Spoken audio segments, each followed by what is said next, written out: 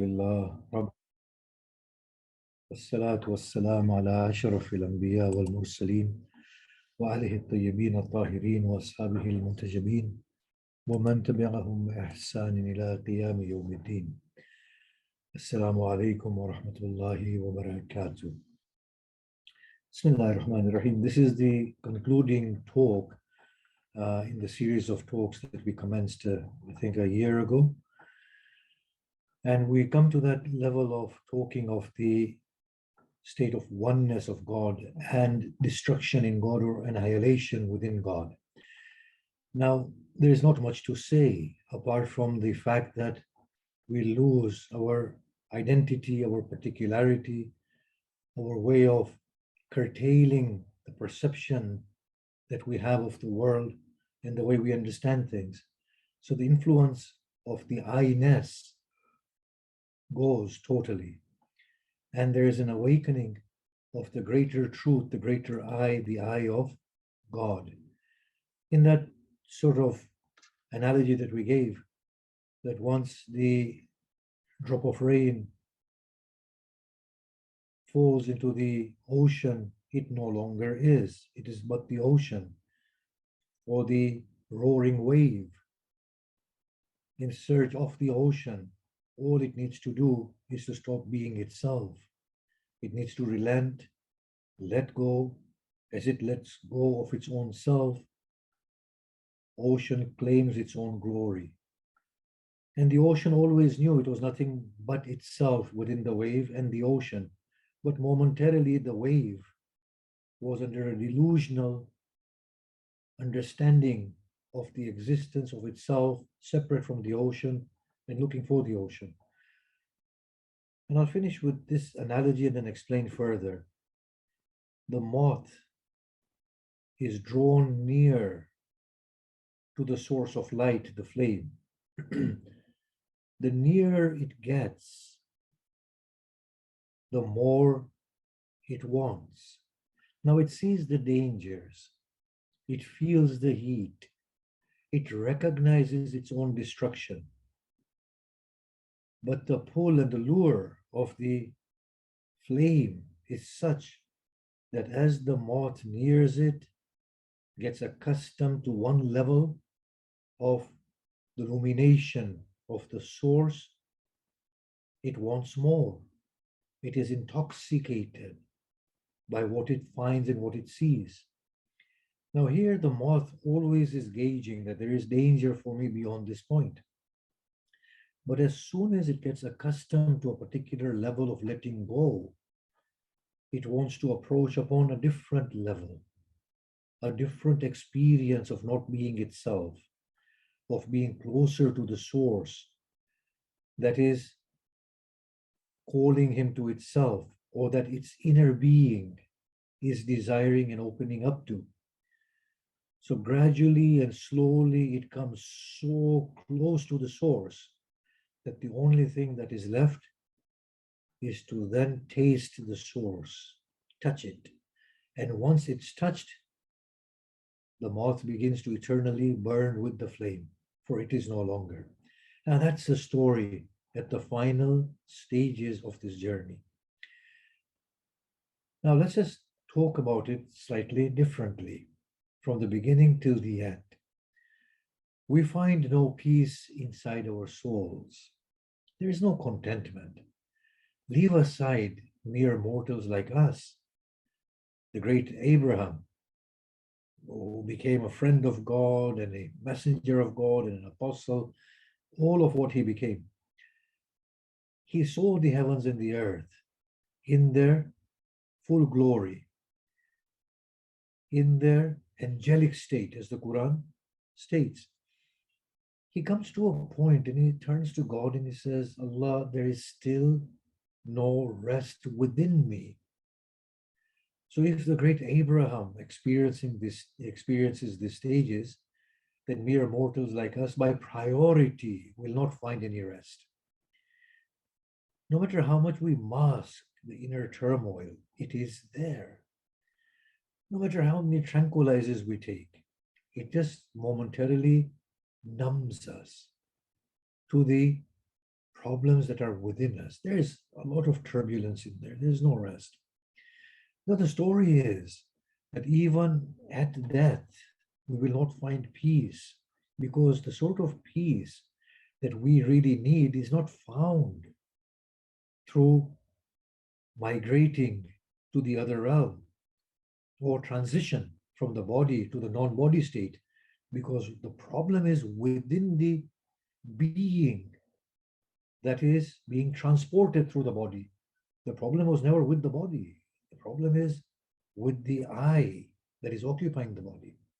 Now, the problem doesn't end with the grave, it doesn't end with us being raised on the day of Qiyamah. And Quran amply depicts this, that they will be lying to God, making excuses to God. And God says He will not look at them, He will not speak with them, He will not purify them. Now, what I understand from reading the Quran is that even within paradise, that deepest truth of ours will not be revealed to us. For the very reason that the Quran talks of us, that the Quran says will give you gardens and paradises in which you will live forever, but we have more to offer. The fact that the Quran can incentivize with something beyond paradise shows that paradise is not the end stop. There is something well beyond it. I feel that paradise is not the end. Even there, we will be in alienation of ourselves. And the truest level of contentment, of inner rest, will not come in paradise. And of course, in our hadith literature, we have the levels of paradise or the doors of paradise. That also states that every level that is below will find greater disclosure in the level above it. But you can imagine, there are levels after all, and every level constitutes a veil within itself. So whilst the soul is in paradise, it hasn't really attained what it's out to attain from the core of its being. Now, why is this the case? Why will we never find peace? It is because we don't know ourselves. And our endeavors are all to know ourselves, or our endeavors are to know God. Both of these are ultimately destined to failure because we are looking for a self that is not there. We are looking for a God who is the other, and that is the biggest problem. A God that needs to be found is not God. A self that needs to be recognized whilst assuming the self is not the true self. It's a futile journey. So with all our ibadat and all our prayers and every single thing, they can all take us closer towards finding the truth. But the truth will never be found so long as God is seen as the other. So long as my search is for myself, presuming that I am something. In spiritual wayfaring, the very first principle is that you are not. You are not in search for yourself. Your struggle is to peel away yourself. You are not in search of God. God is not the other. Your whole endeavor is to allow God to show Himself who has never been absent. How beautifully Hussein ibn Ali says, "O Allah, when was there a need for me to come close to you? You have always been proximate. It is I who has remained at a distance from you." What a phenomenal sentiment he conveys. When were you hidden that you needed to be seen? Blind are the eyes that do not behold you watching over them. O Lord, what has he lost, the one who has found you? And what has he found, the one who has lost you? Apply this not only to this world, but to the hereafter. Why does Imam Ali say that, O Allah, granted that the hell is unbearable, a moment of its raw rage and chastisement cannot be withstood by the heavens and the earth put together. Imagine, O Lord, if I were to fall therein, how will I be able to bear it? You know my skin, it's so frail. My bones, so weak. How shall I withstand the inferno that cannot be withstood by the heavens and the earth put together? But, O Lord, even if I were to bear it, how shall I bear alienation from you?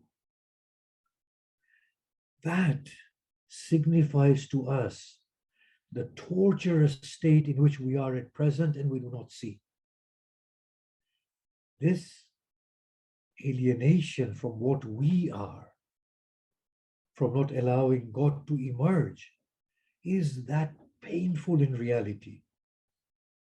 Our senses have been numbed down so that we don't understand. It is like a person. I remember a movie, Diwar, with Amitabh Bachchan. The oldies like me will remember it. His mother had built, well, his mother used to labor, carry the bricks for the building of that building when he was a little child, and she earned money to raise him. He became a very rich person. So he went to the owner of that building and he said, I want to purchase this building. So the owner gave the first inflated figure that came to his mind. Amitabh Bachchan wrote a check and he gave it to him. The owner said, you could have haggled. It's not worth as much. He said, you don't know how much it's worth. If you had asked me 10 times more than the asking price, I would have paid it without blinking. You don't know the worth of this building. For him, he was seeing his mother's labor. So we can say to the person, or somebody can say to somebody like me, that you don't know what union with God means, and hence you do not pain at alienation from God. But this is the state of alienation, and we don't realize it. But it seems that the whole process of how humanity is going about, trying to find itself and trying to find God, needs to be reframed. It's not finding yourself, it's not finding God. You are not yourself, and God is not the other. It is nothing but the beloved. You are a momentary false personality imposed upon the whole scheme. The only thing that needs to be done is the removal of you yourself. Once you are removed, there will be no more search or searcher. It will not be nothing, it will be nothing but the beloved. The glorious beauty of the beloved as beheld by him himself. The paradise that you yearn is a yearning of that false person within. I want to go to paradise. The eighth paradise that you want to reach, with the assumption that there's no veil between you and God, you want to reach God who is the other. You are as veiled as you were in the seventh pit of hell, maybe less so, but the essence is the same. God is still the other. You are still the one who wants to find him. So even if the loftiest rank of paradise, O poor soul, you are in the same state as you were within the burning and flaming pits of the inferno. In spiritual wayfaring, the only thing that they are after is to slowly and gradually take us through a flowery path that sounds good, that sounds alluring, but their aim is not anything but to destroy you. That's it. But it's been phrased in a colorful way so that the hearts yearn the ultimate beauty. They really don't know what they're yearning. But like the moth who draws closer to the flame and he feels that it is not enough. It feels the dangers, but gets accustomed to that level of threat. Draws closer, stops.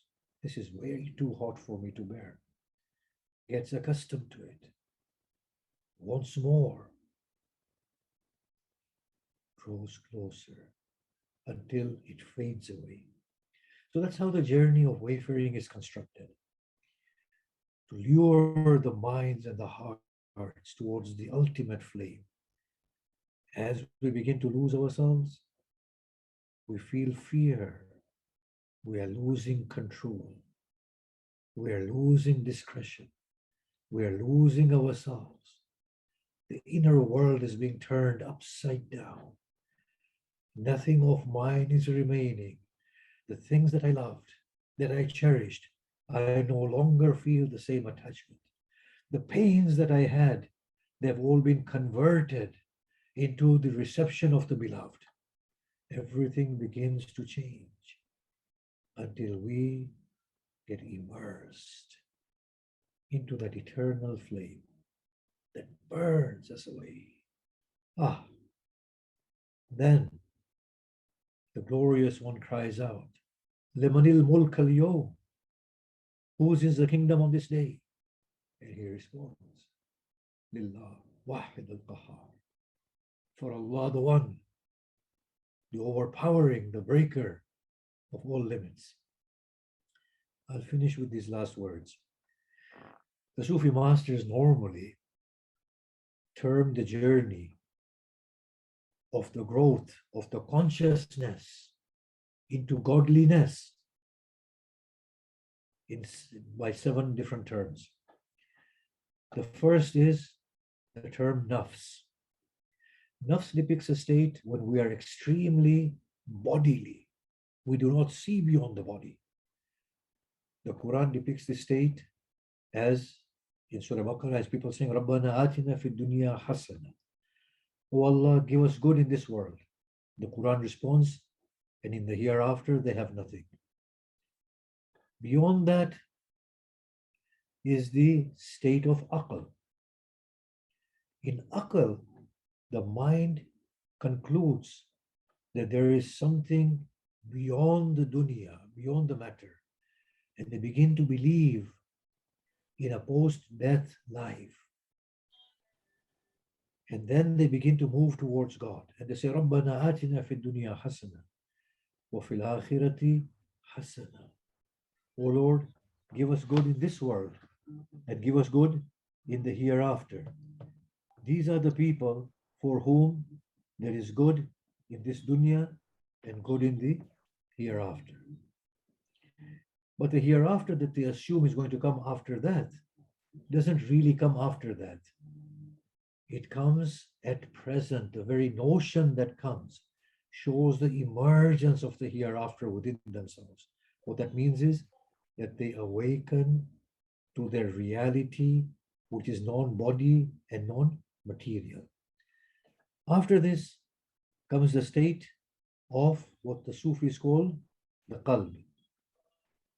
The state of the qalb is when the human individual begins to recognize God, and God begins to touch the human soul. The Prophet was asked, what is this stage? Or the Sufi masters were asked, what is the stage? And they said, this is the stage of ihsan, beautification. The Quran says, and the one who turns his face to God and is Muhsin, the doer of Ihsan, the beautifier, the doer of good, they will have paradise. They asked the Prophet, what is the level of Ihsan? He said, it is as if it is to worship God as if you are seeing Him, you are feeling His presence. Become so close to God that your mind tells you that He is everywhere, He is watching you. The word Ihsan means to beautify, beautification. If we can invite the presence of God through the mind in everything we do, then we will beautify ourselves in the presence of God. Ihsan. This is the rank of the qalb. Then we come to the rank of the ruh. Ruh is what is breathed into us. That is a godly substance. It is the truth, not us. So the rank of ruh, they asked, how is it distinguished from the rank of the qalb?